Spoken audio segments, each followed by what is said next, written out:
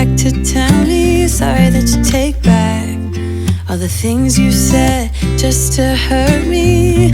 Our love just went cold, but I'm still burning. Our love just went cold. Why? I keep on making. Herzlich willkommen auf meinem Kanal Landlust Isan. Wadikap Pipi. Heute wollte ich euch draußen mein Land ein bisschen zeigen. Ich werde daraus sicherlich 2 Folgen machen, weil ihr wisst ja, das Land hier hat rund 3 Hektar. Also da gibt es ein bisschen was zu erklären. Und ich denke, ihr wollt ja auch wissen, was es hier alles gibt oder nicht gibt. Und deswegen werde ich daraus 2 Teile machen. Ich hoffe, ihr versteht es, weil wenn ich daraus einen Teil machen würde, ihr kennt mich, dann werden da 30 Minuten nicht reichen. Und deswegen denke ich, ich mache da 2 Teile draus. So habt ihr ein bisschen mehr Spannung. Ich werde euch heute und jetzt hier den vorderen Teil des Landes ein bisschen erklären, euch ein bisschen was dazu erzählen. Und wenn ihr Fragen habt, wie immer ab in die Kommentare damit, dann werde ich das sicherlich beantworten und wünsche euch jetzt viel Spaß bei meinem Rundgang hier auf der Farm, hier auf dem Land draußen.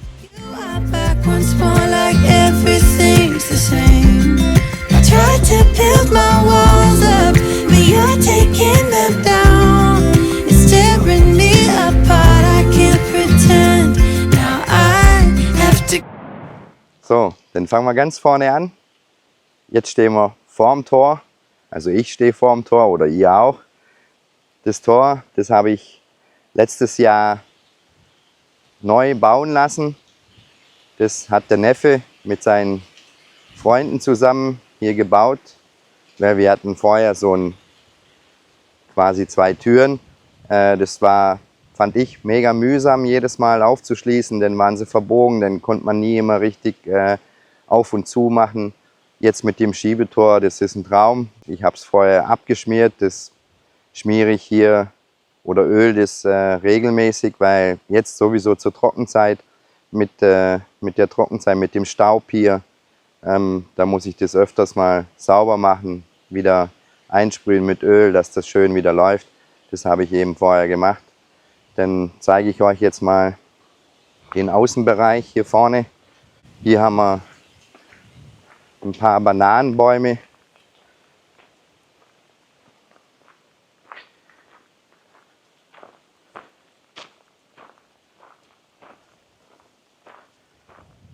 Dann haben wir hier im vorderen Bereich 2 so kleine Hütten.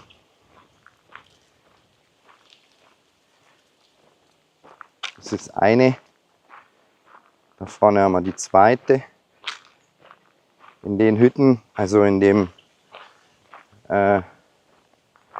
Gewölbe, was ihr da seht, da ist früher Holzkohle drin gemacht worden. Also das Gewölbe, das wurde gebaut aus Erde. Es ist immer wieder Erde aufgetragen worden, wieder nass gemacht worden. Da drin ist dann im Prinzip das Holz angefeuert worden, bis daraus dann Holzkohle entstanden ist. Das hat vorher der Bruder meiner Frau gemacht. Mittlerweile machen wir das nicht mehr hier. Und ja, es war immer mühsam, hier das Holz hierher zu tragen. Der Bruder macht es mittlerweile auf seinem eigenen Land draußen. Früher ist es hier gemacht worden mit der Holzkohle. Grillt man, sage ich mal, macht Feuer oder halt Barbecue, wie man hier sagt.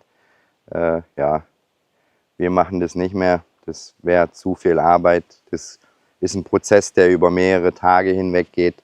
Und wir machen das hier auf jeden Fall nicht mehr. Das ist so hier, was man von vorne sehen kann. Dann würde ich sagen, gehen wir jetzt einfach mal nach innen. Jetzt bin ich durchs Tor reingegangen und stehe jetzt eben im vorderen Bereich. Ich werde euch da auch sicherlich noch ein paar Drohnenaufnahmen dazu einblenden, dass ihr seht, wo ich mich da aufhalte, wenn ich vom vorderen Bereich spreche. Ihr wisst ja, das Land ist groß, 3 Hektar im vorderen Bereich. Da wurden, also Also das ganze Land ist quasi umgeben auch von einem kleinen Fluss. Da ist ein kleiner Fluss, also so ein Graben gezogen worden damals, wo man das Land hier angelegt hat. Der Graben ist 3 Meter tief. Das war damals gedacht, dass man ein bisschen Wasser hat, so über die Trockenzeit, was nicht ganz so funktioniert hat. Dann ein bisschen weiter nach innen wurden dann Eukalyptusbäume gepflanzt. Sind doch teilweise ein paar Bananen noch dazwischen, aber hauptsächlich Eukalyptusbäume. Und dann Richtung nach innen, da wurden dann gute Nutzbäume oder hochwertige Bäume gepflanzt, also auf beiden Seiten, ja, wir wollten das einfach, dass das nachher hier schön aussieht wie ein schöner Wald, dass man nicht gleich sieht, dass da ein Haus ist und so weiter. Und das war einfach der Gedanke, dass man hier im vorderen Teil einen kleinen Wald anlegt. Und das haben wir gemacht. Die Bäume wachsen gut. Und dann werde ich euch noch ein bisschen was zu den Bäumen erzählen. Also wie ich euch gesagt habe, das sind hochwertige Bäume, die man hier gepflanzt hat, quasi wie, ja, wir sehen es auch ein bisschen wie eine Art Lebensversicherung für später mal, weil wenn man das Holz dann später verkauft, wenn die Bäume dann mal richtig groß sind, dann bekommt man da auch ein bisschen was. So gepflanzt wurden, ich weiß nicht, ob euch das was sagen wird, den Thais, die hier wahrscheinlich zuschauen, oder sage ich mal, die Leute, die hier in Thailand leben, denen wird das sicherlich was sagen. Zum einen wurde hier Don Yang Na gepflanzt, Don Du, Don Sak und Payung. Und das sind recht hochwertige Bäume, die hier gepflanzt wurden, um eben, sage ich mal, so eine Art Lebensversicherung später zu haben, wenn man dann das Nutzholz dann später mal verkauft vielleicht.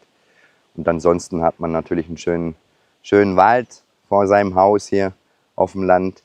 Und was natürlich auch noch zu sagen ist, die Bäume, die hier gepflanzt wurden, die bilden quasi auch über Hormone. Wie das ganz genau funktioniert, fragt mich da nicht nach. Oder ihr dürft sicherlich fragen. Ich werde da ein bisschen recherchieren, wie das funktioniert genau. Aber hier wachsen denn oder bis jetzt haben wir es nur vereinzelt gehabt, sollen dann auch Pilze wachsen an den Bäumen. Also es sind Baumarten dabei, die quasi an ihren Wurzeln Pilze dann austreten lassen. Und da hoffen wir jetzt natürlich drauf, auf die Regenzeit, die jetzt hier kommt, dass wir hier mal ein paar schöne Pilze dann haben, weil die Bäume sind mittlerweile gut gewachsen. Also ich bin da guter Dinge, dass wir dieses Jahr ein paar mehr haben. Letztes Jahr haben wir ein paar gehabt, aber dieses Jahr hoffe ich, dass wir da ein bisschen mehr haben. Dann hatte ich euch ja vorher gesagt, dass ich letztes Jahr das Tor eben neu machen lassen habe. Ihr seht da jetzt das alte Tor, was wir gehabt haben. Ich habe das hier immer noch stehen. Zum einen, weil ich es allein nicht abtransportieren kann, und zum anderen möchte ich das Tor eigentlich auf einem anderen Land montieren. Und da werden wir jetzt, dann denke ich, wenn der Neffe jetzt dann mal bald durch ist mit dem Maniok und so weiter, dann werden wir da sicherlich mal angreifen. Aber beziehungsweise wir müssen da eigentlich erst den Zaun außenrum nochmal ein bisschen überdenken, weil wir auf dem einen Land immer wieder, sage ich mal, die Wasserbüffel zu Besuch dort haben. Und da wollen wir eben den Zaun nochmal ein bisschen neu machen, neu gestalten, außenrum. Und dann kommt eben da zumindest mal ein Tor von dem da rein. Hier seht ihr jetzt eben, dass manche Bäume da also schon recht gut gewachsen sind. Also so sieht der vordere Bereich aus.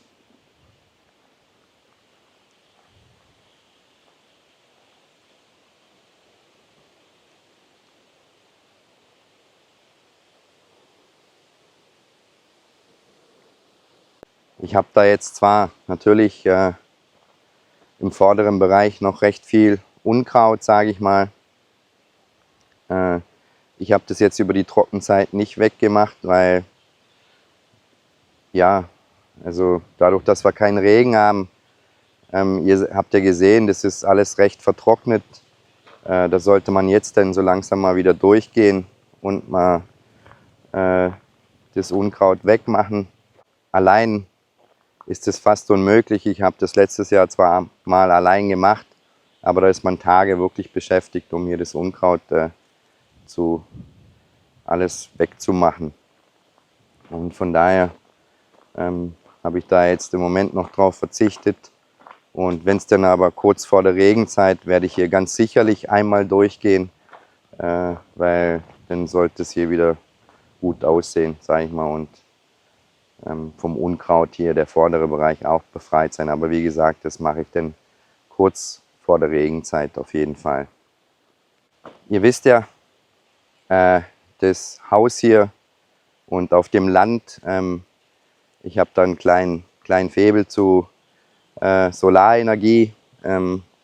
Das hat sich natürlich damals angeboten. Wir haben hier keinen Netzstrom, somit mussten wir uns ein bisschen was einfallen lassen. Und somit setze ich hier im Moment alles noch auf autarke Energie, also alles selbstgewonnene Energie durch die Sonnenenergie. Und sowie genauso die Beleuchtung vom Weg. Das sind alles Solarlampen, die ich da habe. Ich sollte da mal noch im vorderen Bereich, also ganz vorne am Tor, da sollte ich nochmal 2 montieren oder möchte ich gerne nochmal 2 montieren, dass wenn man mal nachts kommt oder geht, dann tut man sich da ein bisschen einfacher, wenn das beleuchtet ist, wenn man auf- und zuschließen muss. Aber ihr seht ja, ich habe hier so bei den Hauptwegen, habe ich, sage ich mal, überall über diese Solar-UFOs den Weg ausbeleuchtet. Dann gehen wir mal weiter. Was im vorderen Bereich auch noch ist, das sind, dort haben wir Ananas gepflanzt.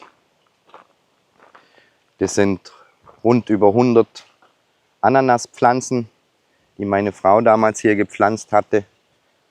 Da sollte ich auch mal noch unbedingt eigentlich eine Wasserleitung hinlegen, weil ich letztes Jahr festgestellt habe, dass die Ananas, die dort wachsen, relativ klein bleiben.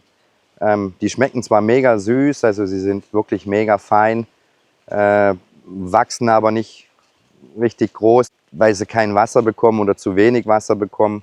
Daher bin ich da am Überlegen, ob ich da eine Wasserleitung reinziehe. Ich habe ja eben, habt ihr ja gesehen, noch übrige Wasserleitung, dass ich da eine Wasserleitung reinlege, dass ich die dementsprechend bewässern kann. Vermutlich werde ich das über einen kleinen Sprenkler denn irgendwie regeln, weil Tröpfchenbewässerung bei 100 Bäumen, das ist mir denn zu viel. Da werde ich wahrscheinlich einfach nur einen kleinen Sprenklerkopf anbringen, dass die einfach ein bisschen Wasser bekommen und dann sollten die Früchte dann auch hoffentlich ein bisschen größer werden und schmecken tun sie so oder so, aber dann werden sie vielleicht ein bisschen größer. Ich würde sagen, wir schauen uns die Bäume mal kurz an, dann könnt ihr das mal anschauen, wie das hier aussieht, wie meine Frau das damals gemacht hat. Jetzt stehe ich hier mittendrin zwischen den Ananas. Ich zeige euch das kurz, das sind mehrere Linien aneinander, wo meine Frau damals angelegt hat. Das ist zwischen den Bäumen gemacht worden. Und zwar, da seht ihr die Ananas, die wurden hier quasi kreuz und quer, also nicht kreuz und quer, halt in Linien gepflanzt, seht ihr ja, die Linie da geht bis da nach vorne. Und das sind, ich glaube, ich müsste jetzt lügen, sind 1, 2, 3, 4, 5, 6, 7, 8, 9 Linien. Ja, also sind überall knapp über 10 Pflanzen, also wir haben da sicherlich über 100 Ananas. Ich habe schon mal durchgeschaut gehabt, ich habe leider noch keine Früchte. Aber in einem anderen Video habt ihr ja gesehen, wie herzig das aussieht, wenn die nachher Früchte bekommen. So sieht es auf jeden Fall aus. Und das eben bis da hinten hin. Hier haben wir letztes Jahr auch ein bisschen ausgemistet von den Bäumen mehr, um einfach auch, sage ich mal, für die kleinen Bäume, die hier wachsen, die automatisch oder von alleine aus dem Boden kommen, dass die ein bisschen mehr Licht bekommen und natürlich die Ananas hier auch ein bisschen mehr Licht bekommen, weil wir haben teilweise Bäume drin gehabt. Ihr habt ihr ja auch gesehen in einem Video, wo ich ausgestrahlt habe, die Bäume, die recht schnell wachsen, recht buschig werden. Das hat uns hier alles zugemacht und da haben wir letztes Jahr ordentlich die Motorsäge schwingen lassen und haben hier ein bisschen ausgemistet. Und jetzt mittlerweile muss ich sagen, wirklich, es ist viel mehr Licht hierin. Und ich hoffe, dass das dieses Jahr den Ananas auch ein bisschen gut tut. Und werde auf jeden Fall auch jetzt demnächst die Wasserleitung hier in Angriff nehmen. Und dann sollte das hoffentlich auch mit den Früchten ein bisschen mehr klappen. Dann hier angrenzend zum Haus haben wir damals zwei kleine Seen angelegt gehabt, in der Hoffnung, dass wir hier immer schön Wasser drin haben, dass man da ein paar Seerosen oder sowas reinmachen könnte.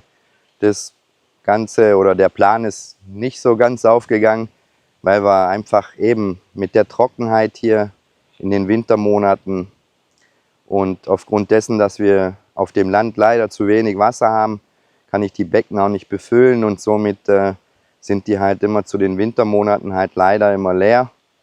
Und es ist ein bisschen schade, weil ja, wir können hier weder Fische reinsetzen, wir können hier weder Seerosen einsetzen, weil das Ganze halt über den Winter immer austrocknet. Da seht ihr, die Seen sind trocken, davon haben wir quasi zwei. Dann können wir mal noch kurz hinlaufen zu dem anderen, aber der ist genauso leer wie den See, wo ihr gerade gesehen habt. Es ist wirklich schade, weil es wäre so schön, wenn man hier ein paar Seerosen reinsetzen könnte oder so. Das wäre mega toll, aber das funktioniert leider nicht. Also es würde funktionieren, wenn ich genug Wasser hier hätte, dann könnte ich die Becken einfach füllen und dann wäre das natürlich perfekt. Aber so, ja, macht das Ganze keinen Sinn. Hier seht ihr den anderen See. Der ist jetzt mittlerweile auch leer. Der hatte letzte Woche oder vorletzte Woche, ihr seht es, er ist noch ein bisschen feucht. Hat da noch ein bisschen Wasser gehabt, aber ja, jetzt ist dann auch zu Ende. Und ja, schade, dass die Seen leer sind, aber so, jetzt stehe ich zwischen den Eukalyptusbäumen. Das könnt ihr auch mal anschauen. Die, so wie ich es euch gesagt hatte, also die Eukalyptusbäume, die fangen ganz vorne an. Auf der rechten und linken Seite eigentlich fast bis nach hinten auf dem Grundstück. Ist quasi wie eine kleine Allee aus Eukalyptusbäumen, die da gepflanzt wurden. Hier seht ihr jetzt den Wassergraben, der außen rumläuft, der jetzt eben mittlerweile auch schon wieder trocken ist.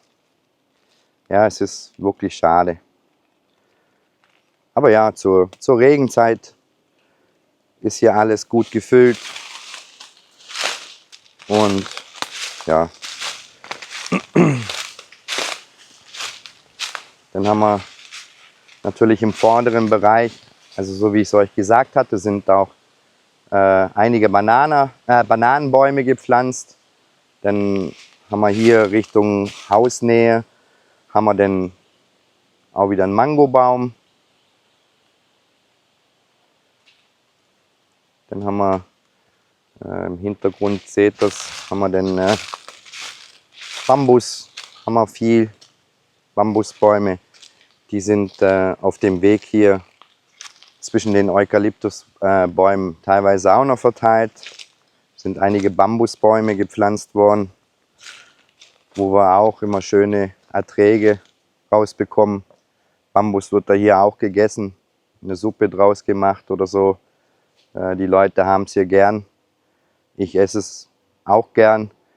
Hab nur, ja, zur Regenzeit ist es dann manchmal ein bisschen mühsam, wenn man dann schön immer den neuen Bambus, der dann natürlich aus dem Boden sprießt wie nix, wenn Regen da ist, ist es dann sehr mühsam, wenn man hier immer ringsrum ums ganze Land den ganzen Bambus ernten muss. Aber ja, ich tue es auch gern. Ich mache das und dann ich muss mir da dieses Jahr was überlegen, wenn die Leute Bambus wollen. Also entweder sollen sie ihn selber holen, wenn ich hier bin.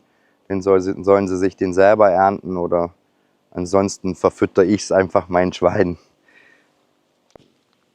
Dann zeige ich euch noch was, das hatte ich ja euch dort, wo ich Unkraut geschnitten habe, hatte ich euch ja so ein Rohr gezeigt. Dieses Rohr da, wenn ihr euch da gefragt habt, was das sein soll, das waren die Versuche zweier Firmen, hier Wasser zu finden, die mir beide gesagt haben, wir finden Wasser zu 100%, sie suchen mit dem Computer. Sie haben dann einmal hier eben dieses Loch und ein bisschen weiter drüben ein Loch gefunden oder halt eine Wasserblase vermutet. Das eine Loch ist, glaube ich, runter bis auf 93 Meter, das andere, glaube ich, bei 86 Meter. Beide haben zwar Wasser gefunden, aber so wenig, dass ich da nichts mitmachen kann letztendlich. Es hat mir insofern nichts gekostet, weil sie haben ja ihren Job, sage ich mal, nicht zu Ende bringen können, beziehungsweise ich habe kein Wasser gehabt. Die eine Firma hat mir dann zwar aber versprochen, sie kommen am nächsten Tag nochmal und wollen nochmal suchen. Die sind dann aber nicht mehr gekommen. Und ja, die andere Firma, wo das Loch hier gemacht hat, die hat mir gesagt, ja, so eine kleine schwache Pumpe, das kannst du ausprobieren. Ich habe es dann probiert. Die Wasserblase da unten, die war dann nach 15 Minuten Wasserpumpen war die leer. Also somit sind beide Löcher für mich unbrauchbar. Ich habe dann jemanden kommen lassen, der auf herkömmliche Art Wasserblasen aufspürt über eine Wünschelrute.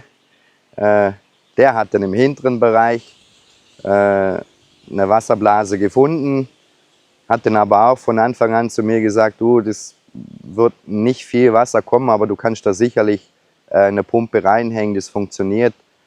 Und das hat doch tatsächlich funktioniert und hat einen Bruchteil von dem bei ihm hat es einen Bruchteil von dem gekostet, was die anderen Firmen mir veranschlagt hatten. Und somit, ja. Wie gesagt, es gibt hier einfach zu wenig Wasser auf dem Land, aber ich muss mit dem leben hier, was ich habe, und denke, ich habe das Beste daraus gemacht und schau trotz alledem, dass hier alle Pflanzen, Bäume genügend Wasser bekommen. You back in when I begin to get myself together again. You are back once more like everything's the same. I tried to build my walls up, but you're taking them down. It's tearing me apart, I can't pretend. Now Ja, dann seht ihr ja, jetzt sind wir dann schon ziemlich mittig angekommen. Hier in der Mitte ist eben so zum einen das Haus hinter mir und eben wie gesagt, wir haben ein paar Früchte um uns rum hier, wie hier zum Beispiel haben wir wieder so einen Rambutanbaum, also auf Thai Ngo. Der wächst jetzt natürlich ein bisschen schief, weil er da oben nicht wirklich von dem Baum Licht bekommt. Ja, ich habe mir schon überlegt, ob ich den Baum hier dort ein bisschen beschneid, dass der Rambutanbaum ein bisschen mehr Licht bekommt. Das muss ich mir noch überlegen. Ja. Dann eben das Haus hier,